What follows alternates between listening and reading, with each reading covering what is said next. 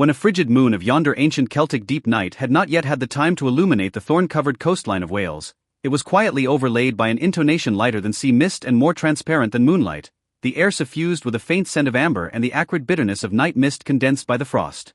Within that stone niche hidden at the boundary of mountains and waves, where even the pointers of time would briefly lose their way, a man clad in a velvet cloak of grey-blue, his eyes reflecting a certain sense of the desolation of seeing through all things, was quietly spreading his empty hands. He was not strumming lyre strings to seek the cheers of mortals, but in his mind, with that inner imaging rendered extraordinarily acute by long wandering on the border of forgetting self and things, repeatedly masticating the philosophical metaphors of the wisdom goddess Ceridwen regarding extinction and rebirth. This is a story of how convergence burst forth with power, how dissolution was transformed into nobility. The starting point of Taliesin's life did not have that kind of grandeur peculiar to courts, but was a deep grey foundation woven by accidental licking and extreme self-awakening in the shadow of the wisdom goddess Ceridwen's cauldron bubbling with uncanny vapors. As an awakened one born from the accident of stealing and eating the spirit medicine, he learned on those escape routes reddened by starlight to see through the causal structure behind every vanishing point with his eyes. Wise and possessing an intellectual arrogance that made catchers turn their heads, he refused shallow pursuit of fame in the human world, turning instead to the embrace of scrolls filled with natural laws, the philosophy of change, and the cosmic laws, using them to measure the breadth of the soul.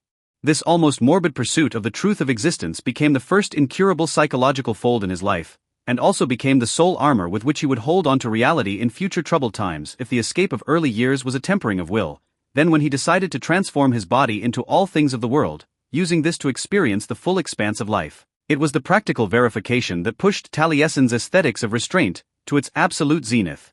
He decisively defined the boundary of self as the experimental field for the commingling of all things, replacing the endless scramble for power with prolonged silence. In those deep nights so tranquil that only the sound of fish scales scraping across the water could be heard, he issued those silent commands that stabilized his own consciousness order. In that moment, Taliesin was the most sober and solitary artisan of the entire Celtic civilization, using silence to accept all the apprehensions from the real world, like a marble bell tower, although solitary and soaring, yet indestructible. The pinnacle of power in the eyes of the wise is often manifested as the penetration of the void. Taliesin gradually realized that when he ultimately garnered the status of Sursung, sage of poetry, beside King Arthur's round table, what he obtained was not just an organ key, but also a nihility that saw through rise and fall. He discovered that those heroic ideals, once so grand as to be hubristic, appeared, before the tide of time, as a fragility more powerful than any prophecy. This process of returning from participant to guardian was filled with intellectual struggle, yet it caused him to exude an almost transparent cold peace.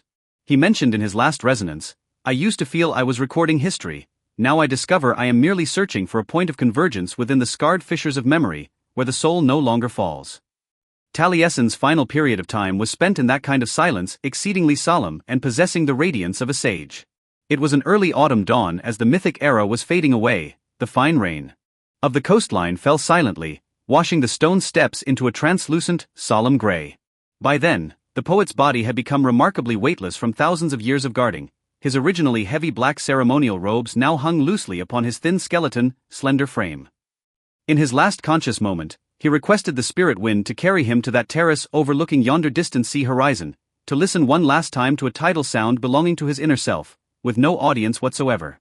He traced an arc representing complete fulfillment across his chest for the final time. The evening wind carried away this great recluse's final sigh.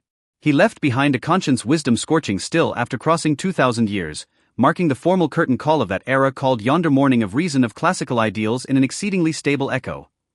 Even today, 2,000 years after the myth vanished, Taliesin's name remains yonder sole asylum for many insomniac seekers in yonder deep of night. When people search for those iconic chiaroscuro in modern art, it seems they can still perceive yonder humid ancient deep night, where an old man is whispering to yonder remnant lamp of reason. What he left behind is not a towering memorial column, but a spiritual template regarding self-restraint and noble departure. Maintaining absolute sobriety in absolute shadow, he maintained that posture of turning his head to listen, as if still soothing this increasingly restless, increasingly anxious world. That portion of Taliesin's wisdom guardian over tranquility crossed the geographical and temporal boundaries, living within every soul yearning for reality and yonder unknown. Taliesin's story thus slowly drew to a close amidst the gradually weakening sounds of yonder tides in yonder Celtic sea. He was never an opportunist for fame through art, he was merely an exceedingly weary soul who yet steadfastly refused to compromise with mediocrity. Inner tranquility is yonder soul, eternal refuge.